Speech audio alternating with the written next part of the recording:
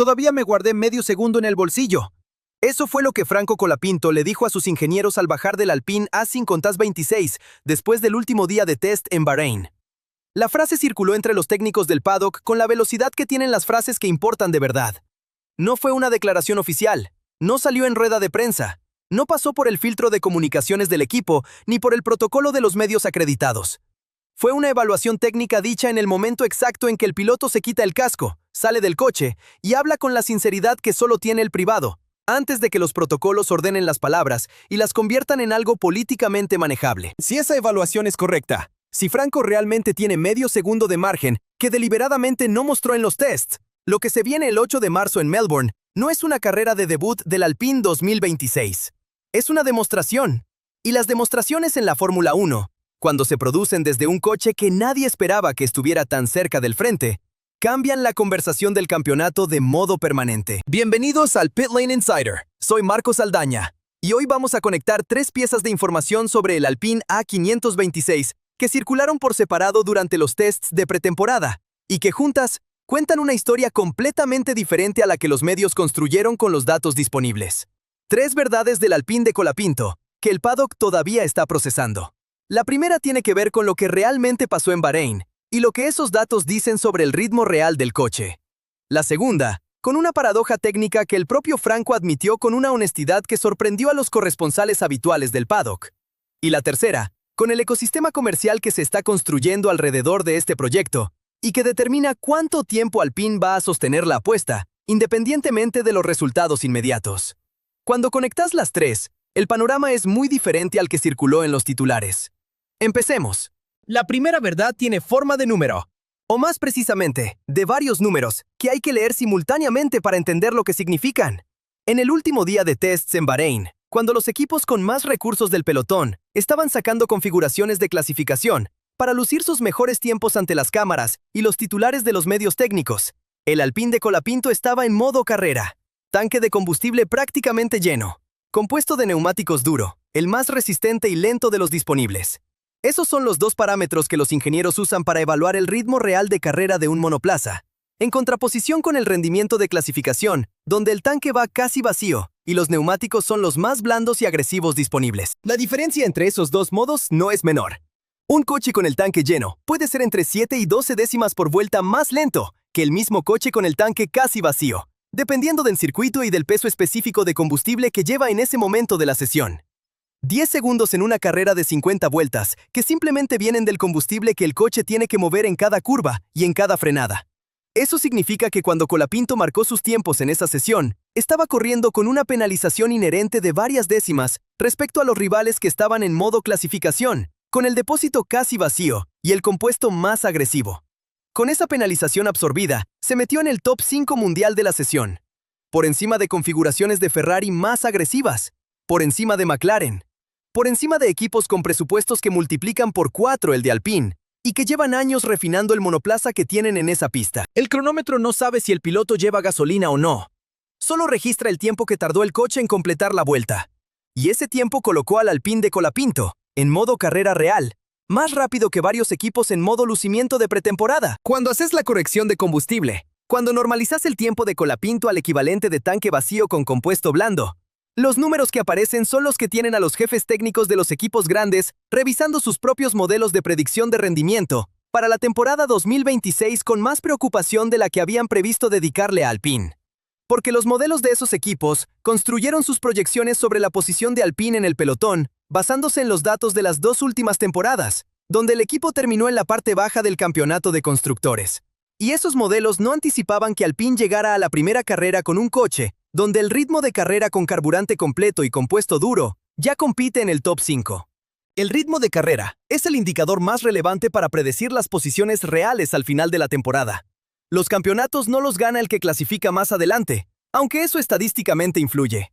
Los gana el equipo que puede sostener 40 o 50 vueltas, extrayendo el máximo del coche sin destruir los neumáticos, gestionando la batería de manera eficiente y tomando las decisiones estratégicas correctas en los momentos donde la estrategia marca la diferencia entre una posición y 2. En ese indicador específico, lo que Bahrein mostró fue que Alpine podría ser muy diferente de lo que cualquier proyección razonable basada en su historial reciente predecía. Y eso hace que la frase del medio segundo, en el bolsillo, sea algo más que una fanfarronada de piloto. Franco pasó 1900 kilómetros en el A526 durante los 2 periodos de pretemporada. Conoce con precisión milimétrica dónde está el límite del coche y dónde está el límite de lo que eligió mostrar. No estaba hablando de la vuelta de clasificación perfecta con los neumáticos recién puestos. Estaba evaluando técnicamente cuánto ritmo de carrera guardó para los momentos donde el coche, el circuito y la estrategia confluyan de la manera correcta. Pero entonces llegó la declaración que complicó y enriqueció la imagen al mismo tiempo. La segunda verdad del A526. Y esta requiere más atención técnica para entender por qué lo que parece un problema es en realidad algo diferente. Colapinto habló con una honestidad que es relativamente inusual en el automovilismo moderno, donde los pilotos aprenden rápido que las declaraciones optimistas generan menos complicaciones que las evaluaciones técnicas precisas. Lo que Franco dijo en los tests de Barcelona, confirmado de manera indirecta por el equipo en Bahrein, fue esencialmente esto. El A526 tiene 2 caras. La primera cara es la velocidad en recta. Dijo que vuela. Que la velocidad punta con el motor Mercedes es algo que Alpine no había tenido en años, posiblemente en toda su historia reciente como equipo independiente. Que el problema crónico del proyecto, la debilidad estructural en velocidad máxima que hacía que el equipo siempre perdiera en las rectas el tiempo ganado en las curvas, se había resuelto de manera definitiva. La segunda cara fue lo que Franco agregó sin que nadie se lo preguntara directamente. En las curvas, el coche se siente más lento que el A525, que hay menos grip, que desliza más, que es más divertido de conducir porque requiere más intervención activa del piloto para mantener el coche en la línea correcta, pero que esa exigencia tiene un costo en la degradación de los neumáticos durante los stints largos que el equipo va a tener que gestionar con precisión. Para entender si eso es una señal de alarma o una etapa normal de desarrollo, hay que hablar de la suspensión. Alpine hizo para el A526 un cambio de filosofía de suspensión que los ingenieros del paddock catalogaron como una de las decisiones de diseño más arriesgadas de la parrilla. La suspensión delantera pasó de configuración push rod a pull rod. La suspensión trasera mantiene también la configuración pull rod. En un sistema pull rod, el componente que une la rueda con los amortiguadores trabaja jalado desde abajo hacia arriba, en lugar del sistema push rod clásico, donde ese componente trabaja empujado desde arriba hacia abajo. La función mecánica es idéntica. La geometría de las fuerzas que actúan sobre los componentes, la distribución de cargas a través de la estructura del coche y la respuesta dinámica del conjunto rueda-suspensión-chasis a las variaciones de carga en curva son significativamente diferentes. El pull rod delantero, cuando está correctamente configurado, genera una distribución de carga sobre el eje delantero más eficiente en las condiciones donde el coche necesita máximo grip en la parte delantera al entrar a las curvas. Pero llegar a esa configuración correcta requiere datos de pista reales, muchos de ellos, con distintos compuestos y en distintos perfiles de curva. El A526 también tiene una característica aerodinámica que los ingenieros observadores del paddock identificaron en las primeras fotos del shakedown. El mecanismo de apertura del alerón trasero es distinto al estándar que todos los demás equipos utilizan. No en el efecto, que sigue siendo la reducción de arrastre en las rectas, sino en la geometría exacta del movimiento y en la distribución de la variación de sustentación entre el punto de apertura y el punto final de deflexión. Eso tiene consecuencias sobre el comportamiento del coche en la transición de curva a recta, que en condiciones de compuesto agresivo pueden ser ventajosas y en condiciones de compuesto duro requieren un calibrado diferente del setup. La paradoja que Franco describió, más veloz en recta, menos agarre en curva, es exactamente el comportamiento esperado de un coche cuya aerodinámica trasera y cuya suspensión delantera introdujeron cambios de generación simultáneos cuando el setup todavía está en proceso de optimización. No es un defecto del diseño. Es la etapa de desarrollo donde el coche tiene el potencial de ambas mejoras, pero todavía no encontró los parámetros que las expresan de manera simultánea y consistente. El precedente histórico más relevante para esta situación es el Ferrari F175 de 2022. Ese coche llegó a los tests de pretemporada con un rediseño significativo de la filosofía aerodinámica trasera. Y en las primeras sesiones, el feedback de los pilotos fue que el coche se sentía inestable en la salida de ciertas curvas. Un comportamiento de grip inconsistente que en el vocabulario técnico del paddock tiene el mismo sabor a lo que Colapinto describió. En los días siguientes de tests, el equipo de Ferrari fue refinando los parámetros hasta que el F175 encontró el rango donde su nuevo diseño funcionaba consistentemente. El resultado fue el coche más rápido del pelotón en las primeras carreras de 2022. El proceso de llegar de A a B fue exactamente el que Colapinto está describiendo, que todavía falta en el A526. Y aquí aparece la conexión que ningún medio hizo de manera explícita. El problema de grip en curvas que Franco describió no es independiente del medio segundo que dice guardarse.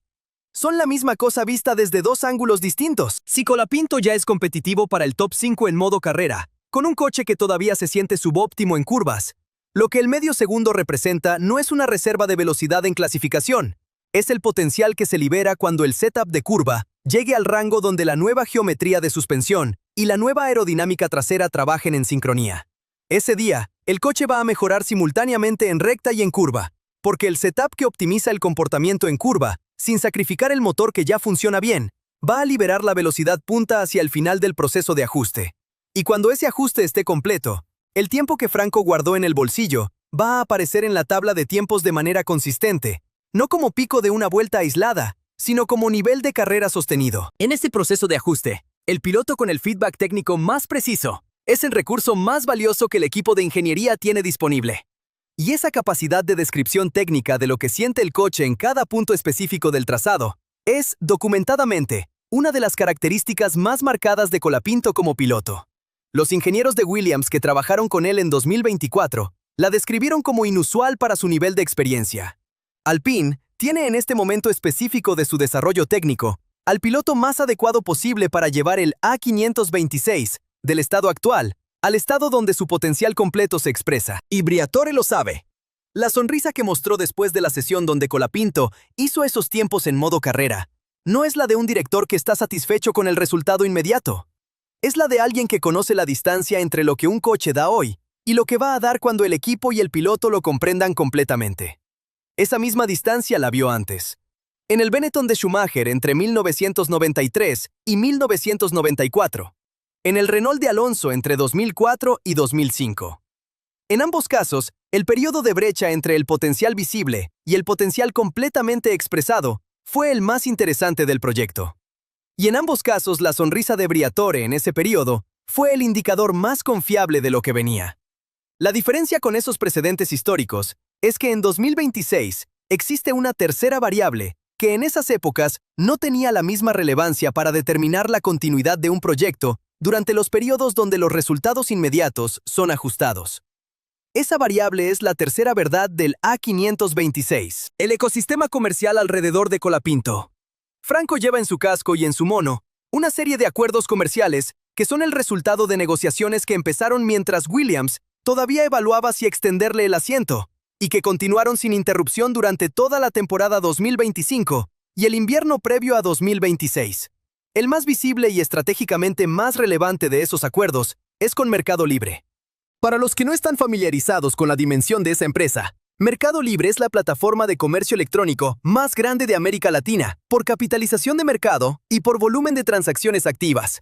Está listada en el Nasdaq, tiene operaciones en 18 países de la región, y sus números de audiencia activa mensual la colocan en la misma categoría de relevancia que plataformas como Amazon o Alibaba en sus respectivos mercados.